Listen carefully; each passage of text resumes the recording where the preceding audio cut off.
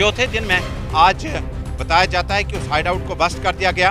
6 caves यानी वो गुफाएं जहां मिलिटेंट हो सकते थे, वहां पर नजदीक से दस्ती बम का इस्तेमाल किया गया। स्पॉट है जहां पे इस वक्त डिटेक्शन दिख रही है।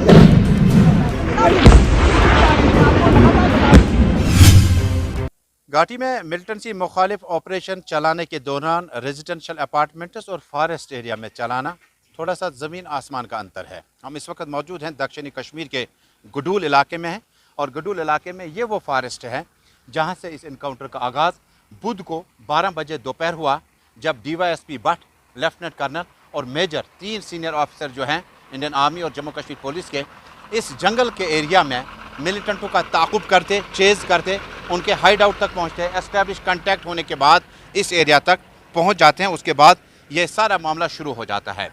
सिक्योरिटी फोर्सेस के लिए चैलेंज ये था, जहाँ एक तरफ कमांडर उज़ैर की बात चली LET के, बताया जाता है कि वो इस इलाके में है और नॉन लोकल मिलिटेंट्स के साथ इस एरिया में एक बड़ा हम फिराक में थे कि बड़ा हमला हो जाए, लेकिन उसके बाद ऐसा हो पाया नहीं।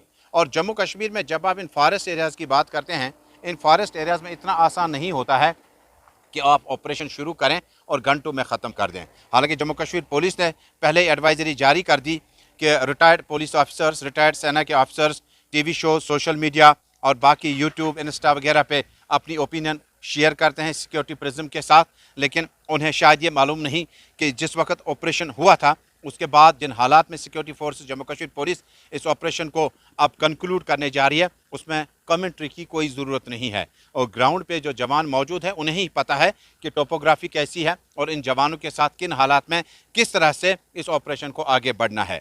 जम्मू कश्मीर के उस जगह पे हम खड़े हैं, ये वो पड़ाव है जहाँ से आगे आपको सिक्योरिटी फोर्सेस जो हैं वो इजाज़त नहीं देंगे, क्योंकि इसके बाद आगे चलकर आपको सिक्योरिटी फोर्सेस ने उस एरिया का रुख करना है जहाँ से ये सारा मामला इस वक्त चल रहा है। अब 3 रोज़ में क्या हुआ? पहले दिन DYSP, कमांडिंग ऑफिसर और मेजर, और उसके बाद लगातार खबरें गर्दिश कर रही थी कि शायद इस ऑपरेशन को कॉल ऑफ करने में ज़्यादा वक्त नहीं लगेगा। जिस हाइड आउट का इस्तेमाल किया गया था, उस हाइड आउट में बाज़ाब्ता तौर पर मिलिटेंटों के साथ या आतंकवादियों के साथ या जंगजुओं के साथ कॉन्टैक्ट एस्टैब्लिश हुआ था और कॉन्टैक्ट एस्टैब्लिश होने के बाद इन मिलिटेंटों के खिलाफ दो बदू खूनरेज़ झड़प या तसादुम आराई का आगाज़ हुआ। अब वक्त चलता गया और तीसरी रात भी निकल गई। आज चौथा दिन है और चौथे दिन में बताया जाता है कि उस जगह पे जाकर जम्मू कश्मीर पुलिस और सेना के 19 राष्ट्रीय राइफल CRPF के साथ इस जगह पर गोली बारूद चली और बताया गया कि बीच में भारी हथियारों का इस्तेमाल फोर्सेज ने किया। रॉकेट लॉन्चर्स, दस्ती बॉम्ब्स का इस्तेमाल किया गया और इसके अलावा ड्रोन्स का इस्तेमाल किया गया और हथियार जो बड़े से बड़े हथियार थे उन्हें चलाने की इजाज़त भी सेना को मिली। अब इस पूरे मामले में Jammu Kashmir police, SOG, CRPF, राष्ट्रीय राइफल्स के साथ साथ कोकरनाग का लोकल पुलिस यूनिट और इसके अलावा श्रीनगर से भी रेनफोर्समेंट में 10 कंपनीज आई जिन्होंने इस पूरे एरिया का कॉर्डन ऑफ सर्च ऑपरेशन शुरू कर दिया। चौथे दिन में आज बताया जाता है कि उस हाइड आउट को बस्ट कर दिया गया।